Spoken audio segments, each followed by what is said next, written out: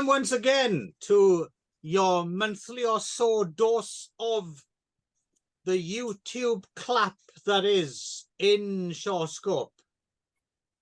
And we're still in 1963. I am one of your hosts. I'm Crystal O'Hara. Over there is... Venereal Darren. And down there... is Ibrahim Pendek, better known to you as Little Man. How dare you take his name? In vain. How dare you? Yeah. Don't you understand that Ibrahim Pendek is... died for your sins. Don't you understand that Ibrahim Pendek is an idea, not a man?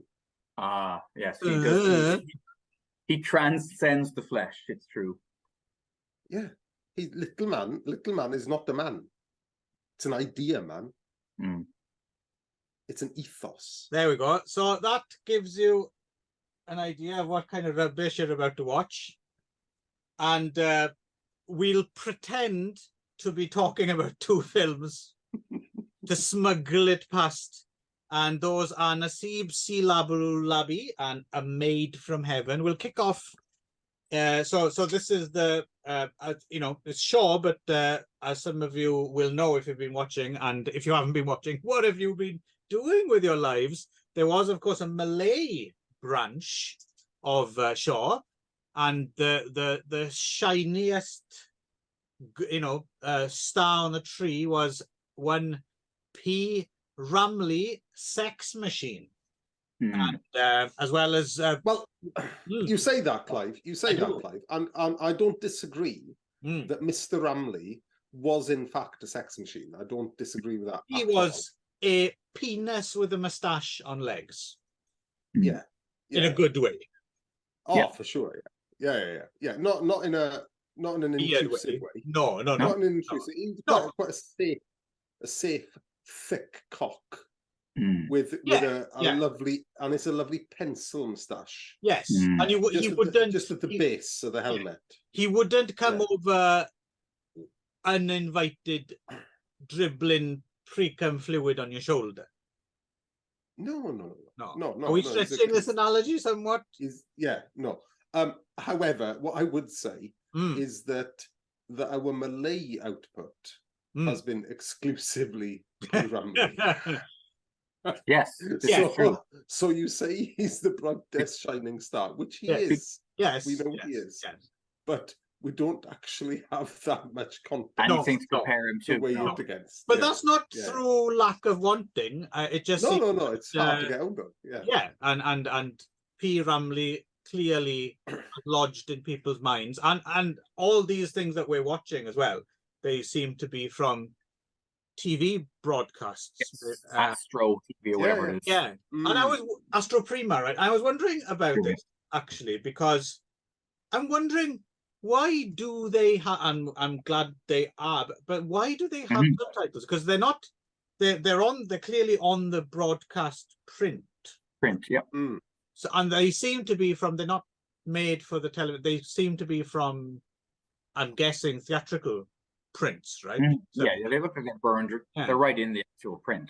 So I'm wondering, because obviously Hong Kong, when it was British, it was legally obliged to have the English subtitles on there, and I know there was such a thing as British Malaya, right, for a little while there. But is that why? Was there a legal obligation to have?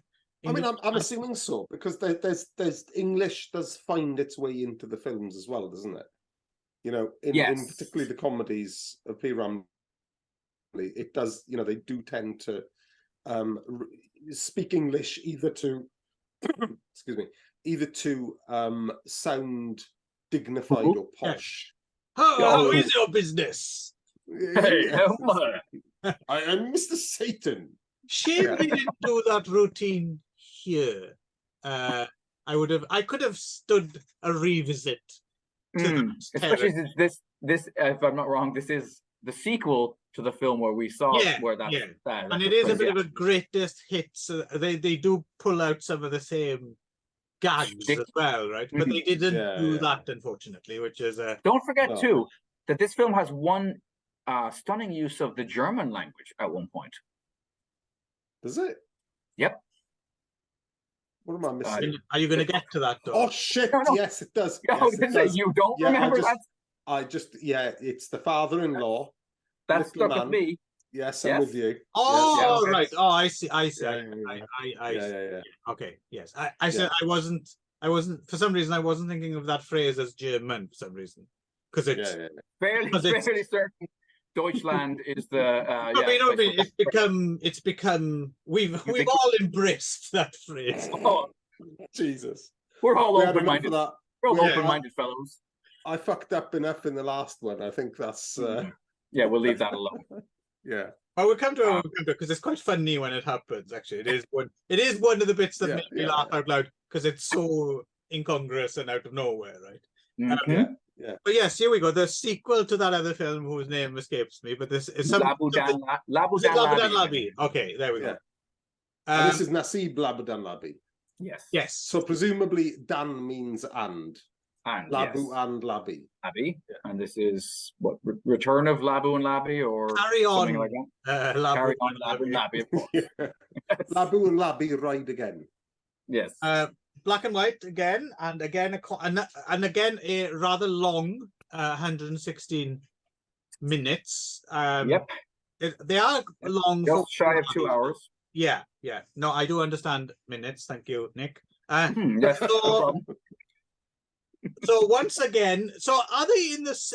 They seem to be in the same house. Yes, they're working for the same guy. The same guy. It's the same. His wife has kicked the bucket since the last film. Yes, and they both do the same gag again about they both fancy the daughter. They both carrying the photo, which they already know, right? Because they thought about in the previous film.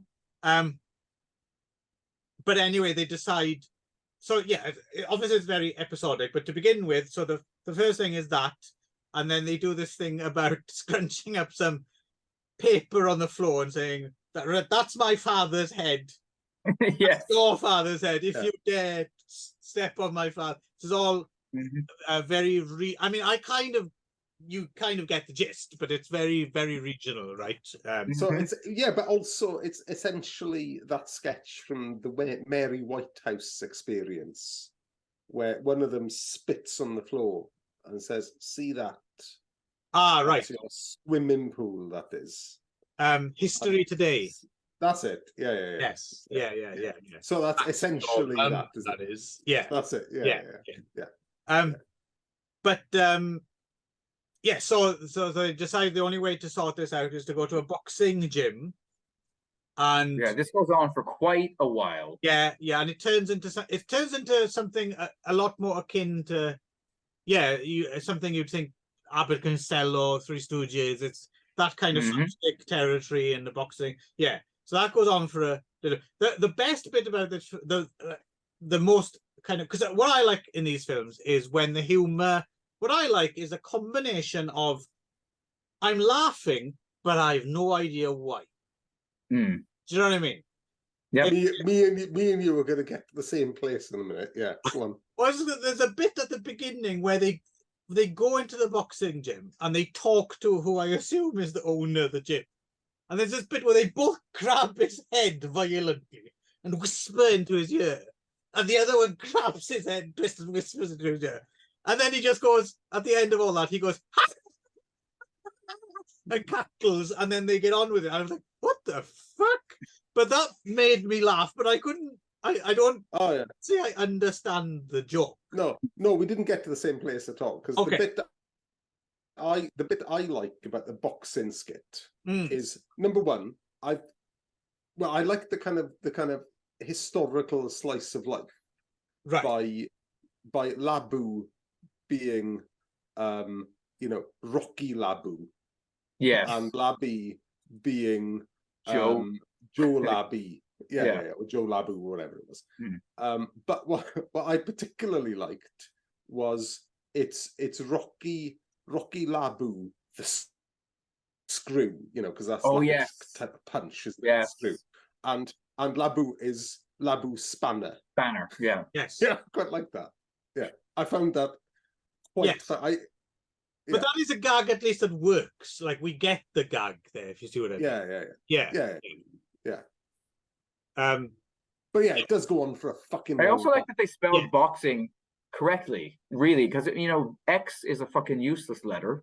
It should be replaced by K and S, right? It's one of those. It's one of those Elon Musk grant you're going to go on. This is just one of those. Maybe, but it's just one of those vestigial letters that we know we need a proper phonetic alphabet in English.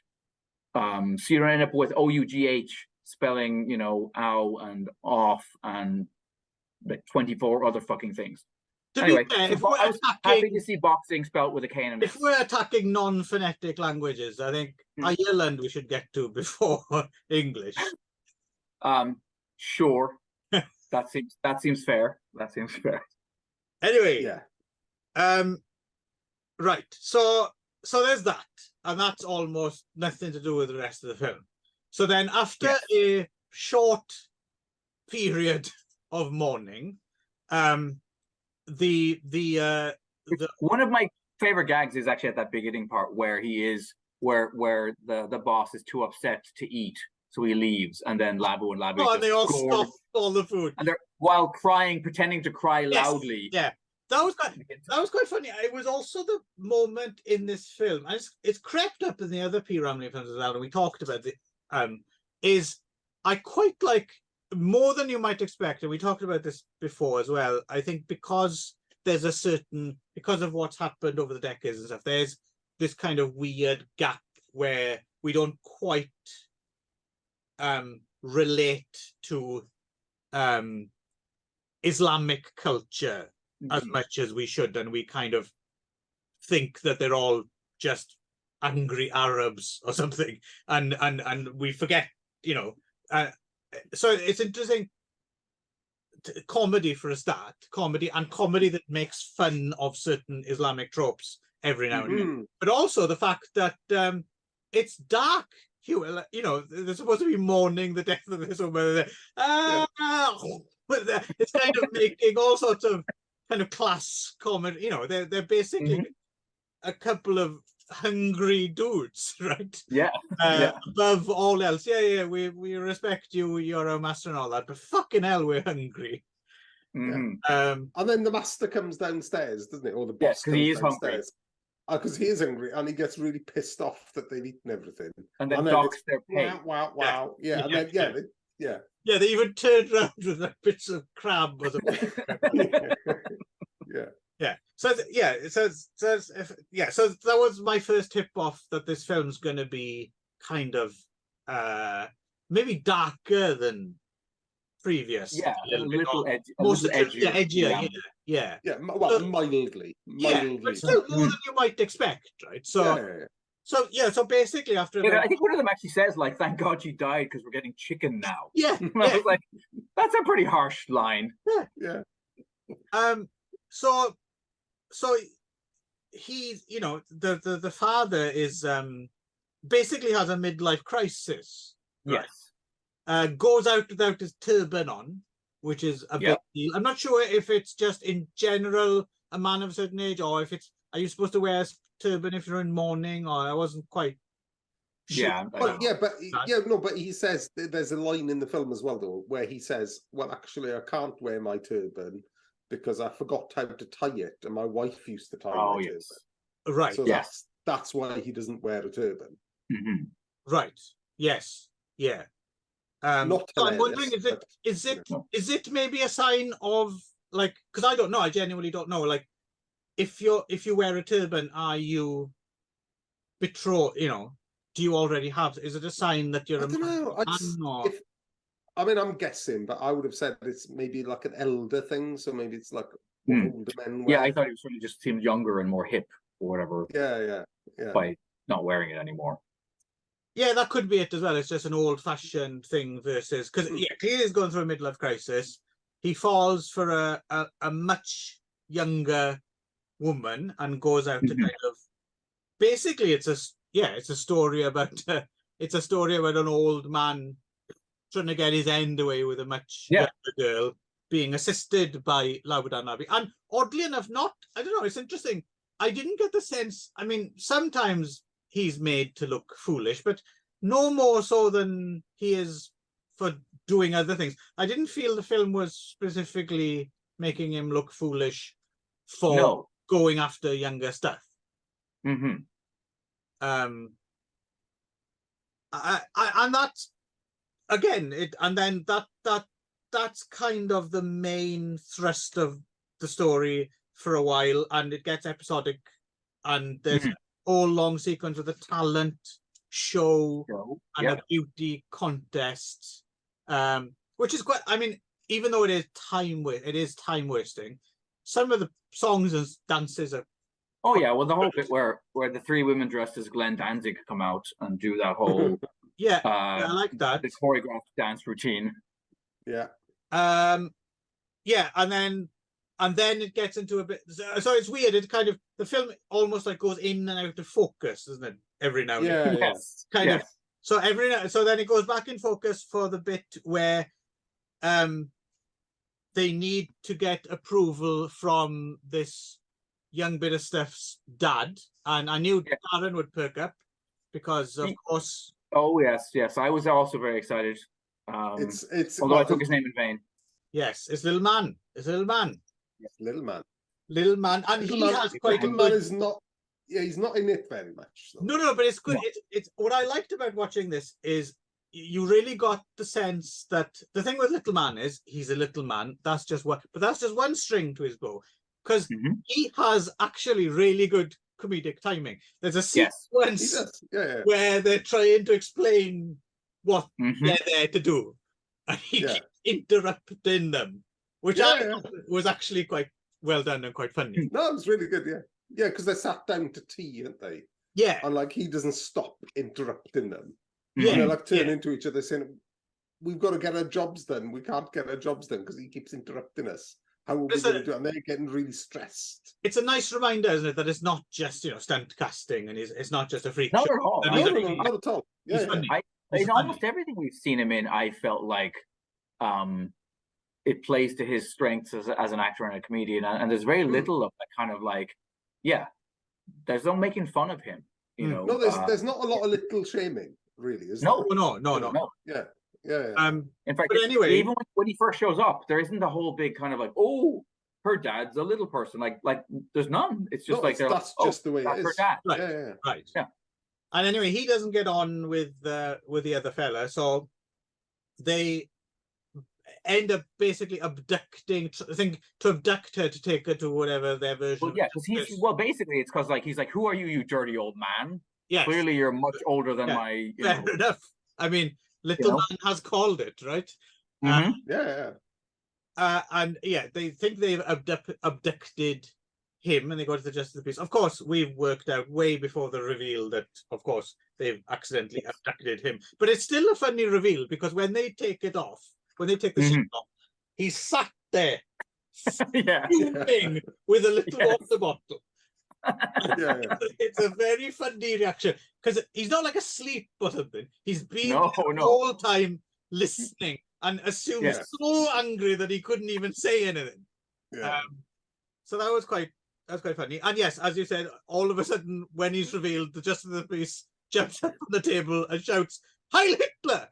assuming that little man looks like Hitler, I suppose, because he's short. And... He doesn't have the mustache, I guess. No, but he's got the tash and the hair. Yeah. That made me laugh. And then it all kind of resolves. Like, I mean, no one gets what they want, and LABU end up in prison. In jail.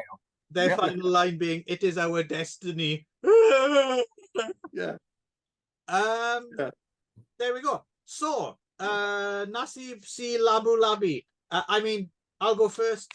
I didn't like it as much as the previous LABU LABI film. I don't think it had as many solid jokes, and they unfortunately didn't do the talking fancy English, shtick, which is Mhm. one of my favorite things in the whole wide world now, after we saw it in that film. But I mean, again, I didn't get bored. I did laugh. It is kind of oddly charming. I like to think I don't think I'm going out of my way to, you know, kind of special pleading because it's different and exotic. And I don't think that's it. I think I genuinely do quite like hanging out with LABU and LABI, to be honest with you. So I'd happily watch another LABU LABI. I don't know if there is another LABU LABI. There isn't. Oh, There's only the two. that's a shame. But if there were one, I would probably watch it. How did you get on with this, fellas? Darren, go ahead. Have we lost Darren? Is he No, I was in and out. I was in and out. I'm here. Yeah, no, what I've written in my notes is I think I prefer LABU and LABI to The Three Bachelors. Yes, I do actually. Yes. Yeah. So if we're viewing it in context, then although, you know, sometimes you mean the Pujang Lapox or whatever they call Lapang, is that right? Yes, yes. Pujang Lapox, yes. That's it. Yeah. So I prefer them because I think it's a bit more confined, so they get to hone the jokes down a bit more, and it's a little bit less scattershot. Yes. Yeah, and it's more, you know, it's kind of, it's more Laurel and Hardy kind of comedy, which I like, rather than a broader kind of free kind of, you know, expansive thing. Although it's slightly less kind of self-referential or meta, you know, as you put it these days. So it's just straight up comedy. Right. Well, it's less so than the previous film as well, because you remember the previous film. Yeah, it was all over the place. It was just a series of fantasies of them. Basically, that whole movie was them sitting out on the deck of like the house. Yes, having escalating weird. Yeah. Speaking of which, sorry to stop what you were saying there, Darren. Just now that you reminded me, I was wondering actually, because the way the film opens, if I hadn't have known it was a comedy and it was a sequel, the first like 5-10 minutes has no indication that it's a comedy as well. Well, I was going to mention that. Do you think it was a reference? Was it a parody of another hit drama or something? There was a. Well, I don't think it didn't play as parody to me. In fact, because not knowing what I was getting into, obviously LABU dan LABI comedy. But for a minute, and I wish it was this actually, but my imagination ran away with me a bit. So the first frame of the film is the corpse of the mother and the women mourning over the mother, and then you've got this woman in like a misty kind of ethereal landscape, and I thought, oh fuck, is that the dead person in the underworld? Mourning, but it turns out it's the daughter. Yeah, singing this really kind of mournful song, which I really enjoyed. I thought that was really good. I thought that really conveyed a lot of the emotion kicking about, and then it kind of changes gear into comedy. But, yeah, like that, which is that's what it had that feeling a little bit like there'd been another hit drama, maybe like that Ramlee film where he pulled his eyes out, something like that. And it had an iconic scene. Yeah, but it wasn't playing for laughs. No, but I think it just replicated it. You know, like somehow when they just replicate something is enough. Actually, I actually don't think it is enough, but some people think it's enough to just replicate something. But then because it switches, I don't know. I was just wondering. It just seemed as if something was going over my head at that point. I think it probably did. Yeah, but the opening scene I thought was really good, and again, maybe we'll get onto this as a conclusion to the film, but I just really wish Ramlee made more serious films, as in dramas, horror, comedy. Yep, the two that we've seen that have been sort of straight. you know, his Oily Maniac, right? Yeah. And the one where he digs his own eyes out. Yeah. King Lear style. I loved both of those. Yeah. They are still my two my top two Ramleys I've seen.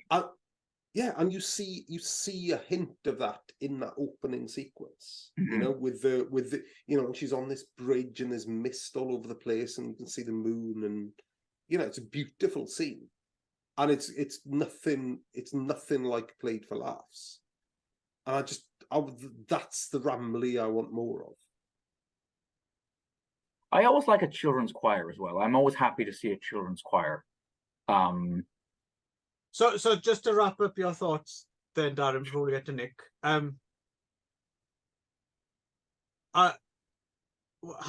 compared even to the previous LABU and LABI film, which did you prefer? Probably the previous one, but I've got a lot of fondness for this one. So you did get on with it as well then? Yeah, for sure. Yeah. Just to be honest with you, just because of the artistry, right? So if you look at it in just filmmaking terms, right, it's far too fucking long, right? But if you look at, say, the opening scene and the boxing skit, right, then, you know, I can see, you know, I mean, the opening scene, arguably, because it's a musical scene, is probably a number of years ahead of anything anyone's doing in Hollywood, right? In terms of how the set looks, how it's set up, the just the direction of the scene with the set decoration, with the song, the camera moving with the rhythm of the music. I thought that was a really good scene, right? Yeah. So, well, we'll compare it to something else. If you're talking about camera, I mean, you're talking like Busby Berkeley musicals of the 30s and stuff, right? I mean, it's struck me as slight hyperbole if you're going to say it's head and shoulders above everything anyone that Hollywood was doing. No, but in that context, so not that there's, you know, because Busby Berkeley's doing big fucking dance numbers, and yes, the camera's sweeping and all that stuff. But what I'm talking about is that in context. So this whole kind of mournful thing. Although actually, no, to be fair, no, you might have a point, because there's a lot of stuff in the late 50s that's possibly of a par with it. Okay, take your point on that one. All right, but it is fine filmmaking. Yeah. You are quite right. No, it's good filmmaking. Yeah. Fair play. Yeah, and the boxing skit, I think, you know, you can compare to, you know, to what I don't know, you know, any I don't know what Abbott and Costello's like before, a routine like that, doesn't it? Yeah. But it's of a standard. Yeah. Well, it's interesting as well, because I think the only person, if you're going to compare it to American stuff, the only person doing this kind of really old-fashioned slapstick in the 60s would probably have been like Jerry Lewis or someone like that, right? Yeah. So anyway, but I think it's of a part of what's, you know, either what's happening or what's come before. Yeah, it's difficult. I mean, once I made the analogy, it was a bit of a cultural dead end then, because I realized, well, I've never really, I'm not saying I never will, but I've not yet got my head around Jerry Lewis. Well, no, I kind of get it. But it's a different style, because it's more frenetic and you know. Yeah. But anyway, Nick, how about you? How did you get on with this chapter of the LABU and LABI saga, and how did it compare to the previous one, do you think? Well, I mean, the first one is like it's barely a narrative, right? it's so all over the place. It really just is a loosely connected series of sketches. It's almost more like I don't know, like a Monty Python film or something that's like just, it's got this this loosely connected idea, and then you've got these various a paucity of collective tissue. Yes, not as much as you might hope for. So the second one is more of a, it's more, there's more of a through line here. We are following, and I would say that, in terms of Ramlee's good, and M. Zayn is good, but actually I think that Dad in this may be our MVP. I think that that their boss is really doing a lot of the heavy lifting, in terms of like all of the scenes of him just being a stingy old fuck whenever anybody comes and asks for money and stuff. What's an MVP? Most valuable penis, I believe. So what is it really? I believe it's player. Most valuable player. Oh, I've never heard that before. An MVP. What was it last time? Oh, Karens. You hadn't heard of Karens either. Oh, but is this a where modern? I understand. That's understandable because it seems is MVP a new thing? It's the last 100 years or so, Clive. Have you heard it? Yeah, no, I've discovered this in the last 2 or 3 years. I'm fairly certain, at least in North America, it's been around for a hell of a time. I think probably a baseball thing. Yeah, I think so. I think it was a sports thing. Yeah, that existed forever, which means most valuable player, and then it became like a gaming thing, and then it became an internet meme thing. So it's basically the because I'm still not 100% sure. Is it our equivalent of man of the match? Yes, exactly. Okay, all right, okay. Yeah. Yes, no, I would agree with you, Nick, actually, because he didn't get to show his versatility in the first film because he's just and here he gets to do pervy old man stuff as well, But stuff, like we said, not necessarily dragged through the mud for it either. It's it's a relatively sympathetic portrait of a middle-aged fellow who wants some teenage gash, which I think we can all relate to.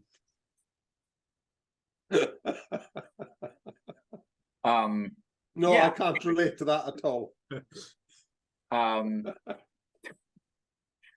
as I said, so I mean, one thing we didn't mention is that the school teacher he's fallen in love with apparently works for some sort of school for orphan children, and there's like there's these scenes with like the board, whatever, really effective boardroom for a school for orphan children. There's like 25 dudes in suits sitting along this long table, and then the headmistress, and they're trying to figure out how to best make money for the orphans. And so yes, they're kind of using. Well, I think the other thing that wrong foots you is you're led to. Oh, here we go now. This is where it's going to get. You're led. At first you think, oh no, that the older headmistress character is going to be cock blocking the whole way, and that doesn't happen either. Not once does she actually step up and say, "Hey, you pervy old widow, what are you doing hanging out with school children?" Essentially, no one takes him to task for it at all, which is not what you expect, right? And certainly not what you'd get in a film now. I mean, yes, yeah. So did you prefer this or the other, or were they both good? Or? No, I would say I still prefer the first one just because it had more variety of weirdness. But this was, I mean, as a follow up, it wasn't bad. It's not bad for a sequel, considering sequels can be a massive drop off. It's certainly not as good, but I can imagine if you'd have seen the first one, you went to see this in the theater, you'd have come out going, "Oh, that was all right. I quite enjoyed." And yeah, I agree with that. Yeah, the overlength thing as well is kind of interesting because I think we talked about this a little bit with the first one as well, and some of the Bujang Lapok films as well. Is ultimately, I don't think it's a problem because I find at least that I acclimatize to it in the same way as you acclimatize to a Bollywood musical. Or oddly enough, I've noticed not so much that they run long, but they run at a different pace. I've only just recently, I think, started to understand Filipino exploitation films because they always struck me as a bit slow before. but I think I was watching Cleopatra Wong, and about halfway through I was like, oh, okay, I've kind of got into the groove of this now. And then when I'm tempted to go back and watch all the other Filipino films that I didn't think were quite as good as other people thought they were. I think I might get it now, you know.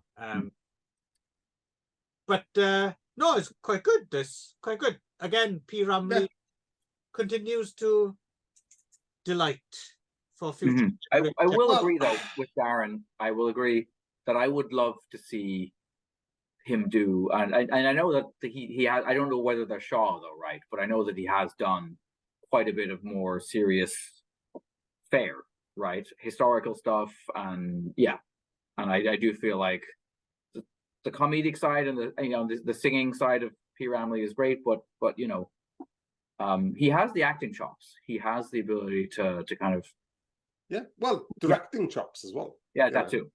Yeah. No, he's the whole package, right? Yeah. Let's not forget the music, which of course is maybe. So you know what? I feel like maybe we were unfair. Ages ago we watched that documentary right about him, which was basically the hagiography, you know, maybe we were a little too harsh. Maybe another few of these. The second, and we were taking the piss at that documentary a bit. Yeah, to be fair, but maybe we were wrong. Yeah. Oh, maybe we were right. Well, I don't know. We'd seen Oli Maniac by then, and that. Don't know. Well, we need to see more Ramlee. Yes, but I want to see serious Ramlee. We've got to find it. Well, I'm pleased to hear you say that. At least that we're all on the same page. We have, because a couple of episodes back, you two seem to be chafing a little bit. Well, I think it was the third Bujang Lepak film that at that point I was starting to struggle. Well, I think Ramlee is a nice little, 2 or 3 monthly treat. Not a steady diet. Not a fortnightly treat. You know. I don't know though. I mean, I would say it's neck and neck for me in terms of how many musicals I'm going to be able to tolerate and how many, you could even argue that the P. Ramlee stuff is more diverse as well, right? Yeah.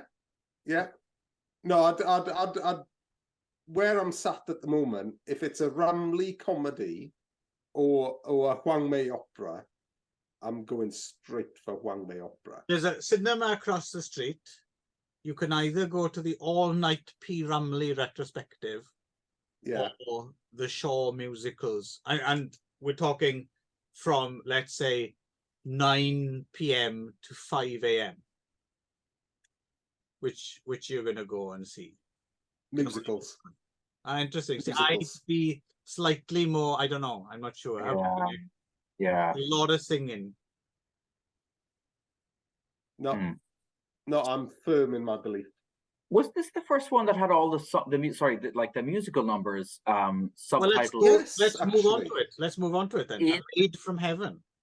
Well, no, I was going to say, or was this the first one? Like, but was this the first one of these Malay films that had the Malay one? Sorry. Yeah, subtitled in Malay. Like not the rest of the dialogue, but every song. It was like. Well, it was both English and Malay, wasn't it?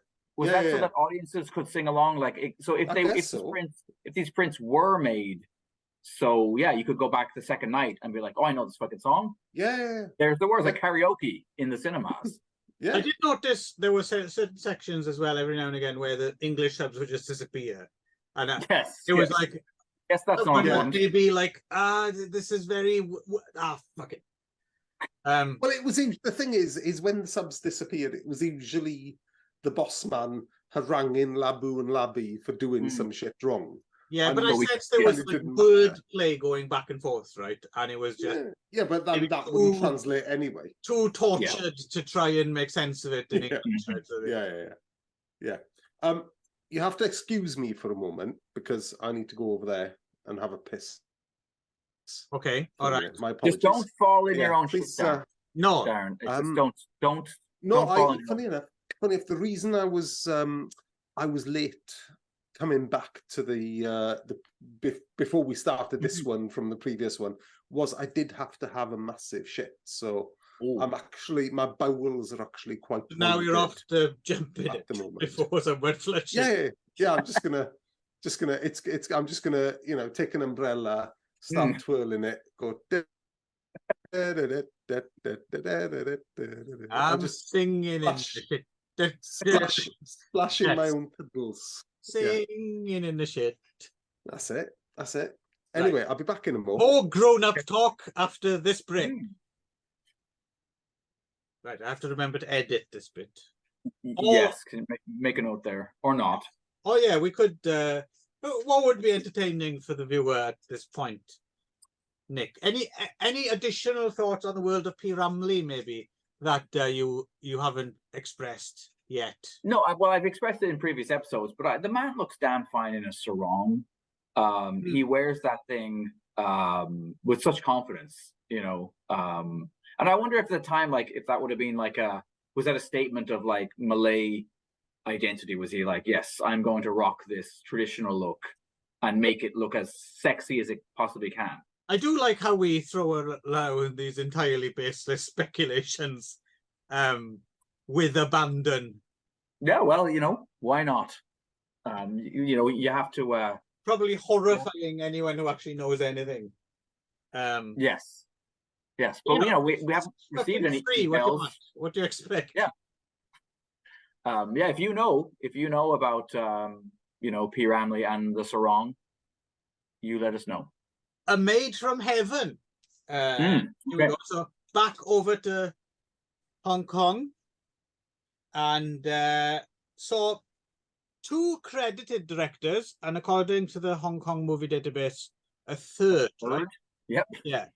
So credited is well, Chen Huxin making his debut appearance as a director, and Ho Weng Hua, our old friend Ho Weng Hua, who we had spoken about with The Adulteress. And it's interesting as well because The Adulteress fitted a little bit more with so chronologically, The Adulteress was the first Ho Weng Hua film we watched as part of this project. But of course, before that, we jumped forward to the classic Oily Maniac, which is one of the reasons Ho Weng Hua is kind of considered one of the directors at Shaw who specialized in weirder or darker or edgier things. And The Adulteress kind of fit that format a little bit. Yeah.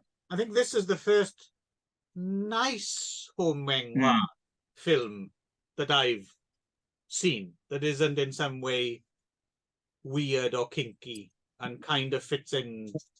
Not kinky, but I suppose it has a fantasy element, or it has like, I mean, this is loosely based on the whole Milky Way cowherd celestial maid thing, right? Yeah, no, but what I'm saying, it's the nicer end. Oh yes, it's nice. Yeah. So yeah, it's not. Yeah. No. First time we've seen a nice whore. Let's put it that way. They've all been nasty up until this point. Dirty ones, yeah. So also some crossovers we'll get to with Snaky Business, which we've talked about before. A few beats from that story. But so this is starring Fang Ying, right? Fang Ying making her debut. And she's bored in heaven. She's the 7th fairy or maiden, and she's very interested in the mortal world. As a musical again, I forgot to mention that. In fact, in her own words, or in the words of the subtitles, I'd sure like to take a peek. But Dad would be angry. But elder sister is a bit more experienced, apparently. So she asks elder sister, and then the other fairies come along as well. And they start off by peeking on some fishermen. They're having a look at some fishermen, and there's, you know, explains to her what fishermen are all about. Fair enough, but obviously fishermen, not her speed. What she likes, what gets her all hot and bothered, is poor scholars. Mm. Because as soon as she lays her eyes on the Ivy Ling Po playing a young man again, Yep. can't afford to bury his father, so has sold himself into slavery, a la Return of the Phoenix, right? Yep. She's like, fuck, I would rather be married to him than be a fairy, right? And so she goes and she basically goes down and she seduces him. Mm. And yeah, she's quite forceful. She's not taking no for an answer. Yeah. She's And this is Ivy Ling Po from The Love Etern, right? So we've seen her playing a male kind of star-crossed lover before. Yeah. And apparently I read, you may have read this too, that they originally wanted Betty Low T to come back, and so that have them pair up again, because The Love Etern was such a massive fuck off success all over Asia. But they were like, we got to catch lightning in a bottle twice. But Betty Low T was apparently had the hump about the fact that Ivy Ling had gotten a lot of the credit for the success of the first film, and was like, no, don't want to do this again. So we end up, although what's her face is very cute. She's lovely. Yeah. By the way, I just realized I was trying to interact with you and getting annoyed that you weren't interacting back with me until I realized my mic was on silent. Ah. Yes. Yeah. I had no idea. No. How long? Neither did I. And that's you just my thought fault. we were ignoring you. Just completely blanking you for some reason. I thought there was a connection issue. Okay. Or did you think yeah. you had died drowning in shit and had come back as a ghost and no one could see you? Quite possibly. Yeah. Sorry. So did we miss derailed. Did we miss anything? Did you say anything of worth? Yeah. Feel free to jump in. No, I was going to say, actually, I hadn't said anything much to miss, but what I want to say at the inception of this is that although I hilariously confused Ivy Ling Po with Cam Yit, that's it, isn't it? Cam Yit, the other actress, in the last podcast. This is the film that got me into the groove of Ivy Ling Po as a woman playing a man, because I instantly bought it. I feel like that by this point she has really finessed the performance. I believed it more this time as well. No, agreed. It didn't seem in any way, shape or form weird or jarring, or just that's just Ivy Ling, for the role, kind of. Yeah, exactly. Yeah. And it's just, but I think actually that you need to see one, and then you've got the idea, and then you're in the groove. Yeah, maybe so. Yeah, didn't have to be Love Etern. It could be something else. But yeah. Now we're in the Ivy Ling Po groove. Yeah, it's like the first couple of times you see a Bollywood film or something, you're like, why do they keep fucking singing? And then when you kind of get used to that as a storytelling mode, you're like, oh, okay, I can go with this now. So anyway, yes, she goes down, and she, even though he keeps insisting, look, I'm a slave, I can't offer you much of a life, but she's no, I'm into you, and I want to be your wife. So they all right, fine. She kind of shames him into marrying. She's quite aggressive. And, she's very pushy. Unfair, really. I mean, if the roles were reversed, he is just minding his own business. Yeah. If a bloke came along and was like, "Oh, hey, you hot chick, I know." I'm. It would be like Banzai Jimmy from the other film, right? Especially since he's quite emotional in this moment as well. Like she's really taking advantage in every possible way. Luckily, she's a lovely fairy, so it's all right. She has nothing but good. Very attractive. Yes. And yes, she has his best interest at heart. Yeah, to be fair, after a while of him trying to disincline him, you are thinking like, dude, go with it. I mean, you're punching above your big ear. Yeah. So they get married, and they get married. But he still has to show up to work to his new slave boss. First they get married. No, hang on. We've got to talk about the tree. Yes, because they get married to this is important. a fucking tree from Whizbit. Who is the witness? Yeah, I mean, it really does. I thought I was expecting Paul Daniels' voice to come from this. Thankfully, that didn't happen. I'm trying to work out now which puppetry is better, this one or Whizbit. Interesting. And I think actually Whizbit might be a bit better. Interesting. Well, yeah, but this has over Whizbit isn't the most annoying children's TV show that was ever. Of course. Interesting thing about this is a good film. Blew my mind. I discovered recently. If you remember the horrible Whizbit theme tune. Ha ha, this away. Ha ha, that away. Ha, ha. That's enough. I only discovered recently, believe it or not, that is actually a cover version of an all Lead Belly song. No fucking way. Yeah, Lead Belly doesn't sing, haha, this Whizbit. They're doing it magic. The lyrics are different, but it's actually a cover of a Lead Belly song, which I found incredible. Okay. You are witnessing mind blown live. There we go. The unknown connection between Lead Belly and Whizbit. I mean, and by extension, a maid from heaven. Yes. So anyway, they get married with the Whizbit tree, and thanks to a passing portly gentleman who serves as witness. Who's a god, isn't he? He's the god. He's the local god of the earth, isn't he? Yes. Yes.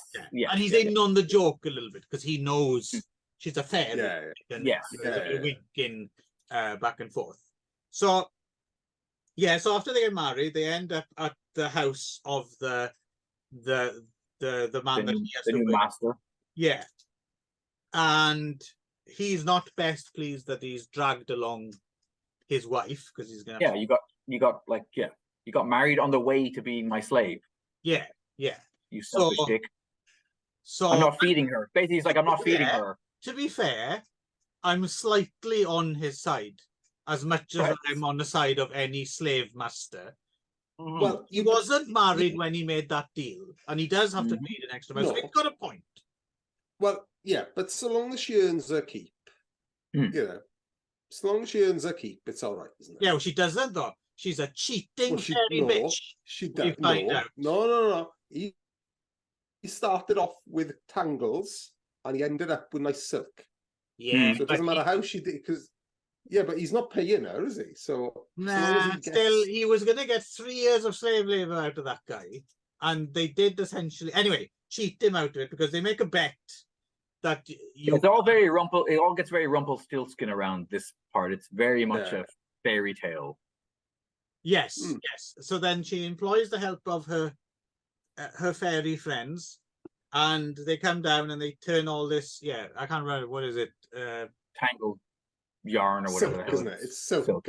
Into got to turn it into rolls. Bolts of beautiful brocade, embroidered.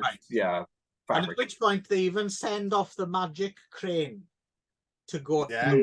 And we've seen the magic crane a few times now, and it's interesting because the first time I saw the Choi Hark film, The Magic Crane, way back in the day, I think I would obviously seeing it entirely out of context. So I'm very interested to rewatch The Magic Crane now, being somewhat aware that it has some sort of cultural and historical significance.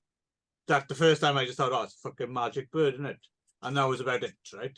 So another thing that's come up in a few. I don't know. I mean, are you going to get any more from that? Are you going to... I think so, because it's popped up a few times. It's obviously a messenger for the gods or something in some form, and it turns up in various, stories and things. Yeah, I'm just wondering where the end of that is going to be. Yeah, I don't know.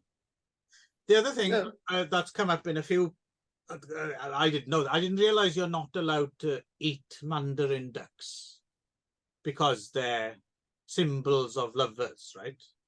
You eat. Yeah, I didn't know that. Yeah. Don't eat the mandarin. And there's mandarin. There's a couple of mandarin duck symbolism in this and a couple of the other films we thought we didn't bring it up then, but yes. So they often show up as symbols of, whatever, like long-lived love or mating for life kind of stuff, right? Yeah, they're lover symbols, aren't they? Yeah. So basically, she because of this bet that they have, they massively shorten his period as slaves. After 100 days. They leave the slavery and they're married and all that. But then eventually, she gets knocked up. She gets knocked with up. A demigod baby, I guess. Yeah, we don't see that happen. But yes, obviously they are having relations this whole time. But then the Jade Emperor, it turns out he's called, her dad, sends his messengers to express that he's very annoyed. And again, like the Green Snake story, there's a time limit, right, where she has to go back. Otherwise, they're going to kill Ivy Ling Poe. And eventually, of course, she does, after some to-dos, she does have to go back and leaves him a message. And it's a kind of a sad, bittersweet ending, I guess, to this musical fantasy, which, I mean, once again, without maybe being, I wouldn't say this was head and shoulders above or exceptional or anything like that, but this was another solid fantasy musical that was, good and even managed to overcome the horrible shadow Whizbit cast across it, which is saying something, right? Yeah. Once you're tainted by Whizbit, I mean, yeah, you don't want Paul Daniels' taint anywhere near you. I don't think.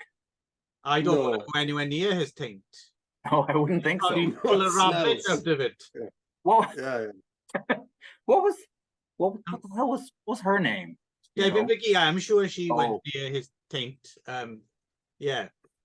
All the time. I believe Paul did like a taint licking. Oh, Well, you like it, but not a lot. If you're doing there is da iawn. The finest Paul Daniel jokes you'll find in a Shaw Brothers podcast this year. Anyhow, I enjoyed this. It was perfectly serviceable entertainment. Songs were good. As I said, I believed Ivy Ling Poe completely this time around for whatever reason. It was just kind of sweet and sad. And as I said, it is apparently vaguely, partially based on that old story of the, there's like a day in the year. You should know this, Clive. You live in Japan. It's one of these things they celebrate in Japan too, where you go up and they're supposed to, the original story is that the Milky Way to be with each other. Yeah. Yes, they're the star-crossed lovers that have been placed on either side of the Milky Way. Yeah, and it's related to that story. Yes, and obviously a little bit. I was wondering how much of Legend of the White Serpent and whatever this is, which are both coming from a similar place, or if it's more of if it's something unique to the cinematic thing where they said, "Well, should we steal a bit from the Green Snake and put it in this film?" I don't know, but there was a lot of that. That immediately jumped out at me. Just her spotting the scholar and deciding, I want to become immortal, and then the time limit thing element towards the end as well. Yeah. No, I think that's right. I mean, I think it is mining, but again, I think anything of this period is just mining tropes anyway, isn't it? Because it's reasonably early on, and if you're not doing a direct adaptation, you're just mining tropes for a musical extravaganza. Mhm. You know? Yeah. But I liked it. I enjoyed it. I just thought, you know, it kind of, you know, it was just a nice little fairy tale Mhm. to sit down and watch for an hour and a half. It was easy watching. And I would Fang say- Ying is easy to watch. Yeah, I would say actually as well, I would go one step further and say, so some of the other things we've talked about I think they would be slightly less palatable if you had some kind of interest in ancient Chinese history, or you know, or some of the things have become are slightly more problematic in ways like when we talked about Return of the Phoenix. But Yeah, I would say Sinners, yeah. it's a really good entry point. Like if someone wanted to watch, like totally without any context, wanted to see what the Shaw musical of the era was like, and with almost without any baggage at all, you don't need to know anything at all coming into this. Yeah. I would say Yeah. From Heaven is a good gateway drug, right? Yes, good point. Yeah. Yeah. So our lead actress didn't do many films apparently, but went off to be an art director, where she ended up doing Naked Killer and The Iceman Cometh. We did forget to mention that the third uncredited director was Lan Jun. Yeah, and that's it. And one thing I wanted to kind of towards the conclusion of this mention is that Yang Jun actually is becoming a little bit of a favourite of mine just after 2 films. I think that man's got some skill. I think he knows how to weave a bit of a story, get the hooks in. What do we think? Oh yeah, I mean, it's a little difficult to only after 2. It's a little bit difficult to tell how much of that how of him is just the production line factory that was Shaw, right? But certainly could be. Look forward to seeing more. Yeah, well, unfortunately, we kind of have to go backwards for Yang Jun. Right. Because he's done some stuff in the 70s, but most of his corpus is 40s and 50s. So we'll have to see about that. Yeah, give that some thought. But no, very nice. I mean, it's funny. I suppose we've seen enough now that the bloom is off the rose a little bit, so that we're kind of reacting to the films in and of themselves rather than so, you know, I suppose in that way we have a little bit less to say each time until something extraordinary or singular comes, or breaks the mold in some way. Yeah. But still this continues what we were saying about this consistency of you know, a certain threshold that things never seem to drop below in this period. It's like how McDonald's in Japan is better than McDonald's anywhere else in the world, and I think it's because there's a level below which Japanese people just won't accept in terms of food quality, and that level is considerably higher than say in Canada or the US or probably England. Well, I'm going to have to take your word for that, because I think I've only ever been to a McDonald's once before I came to Japan, because we didn't have one around where we lived. I was more of a wimpy man myself. Right. So Which always makes me think of Popeye with those massive. I'm assuming that's where the name comes from. But is that, I don't know. Maybe you can chime in here, Darren. A McDonald's from time to time. Is a McDonald's in the UK horrible, or is it acceptable, palatable? Yeah, it's kind of horrible, to be honest. It's all right. It's okay. It's emergency food. If you're absolutely starving, Yeah, It's got it's enough like salt. it's kind of Yeah. I'll go. I view McDonald's the same way as I view a 24-hour garage with pasties in. Mm. You know, if it's 2 o'clock in the morning, and I need some fodder to you stop me stumble from- in covered in shit. Covered in shit. What's it? Here we are, Thinking, pasty. yeah, I'm like a brown oily maniac. I was going to say, yeah, like yeah. a brown orang maniac. The one creature that would have, if you were a fair maiden on a dark street and a shit-covered Darren was struggling towards you, you'd be, oh no, why couldn't it be the oily maniac? Because at least he doesn't smell of shit. A shitty maniac. I prefer just the brown maniac. just a brown maniac. So when you ate McDonald's in Japan then, Nick, was it substantially different from... Yes. Was it? That's interesting to me because I'm not... I mean, substantially is a strong word, but I would say that I occasionally would go to McDonald's in Canada or the US or elsewhere, and you're served stuff that's almost inedible. Like, you know, you'll hit like 1 out of every 3 or 4 is like, oh shit, wow. That's odd because I assume the whole thing was it's made to a formula, right? So are they allowed to? What's the difference? Are they allowed to divert from that formula here, or maybe in other countries as well? I don't know. I don't know. It just seems like that. It's just things are just done. There's like, again, there's this threshold for like below which people just won't.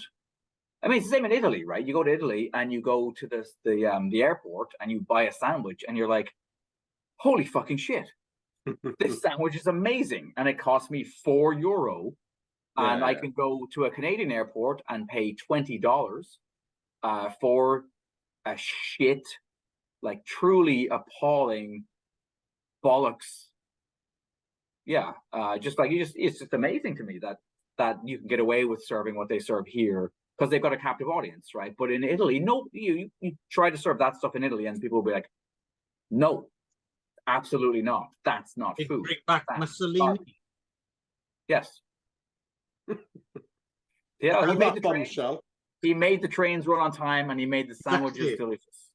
And he went against the mafia. We learned as well. Ah, yes, he did. He did. This podcast has turned far too right wing for my liking, and I've been partially responsible for that. There's strength in unity.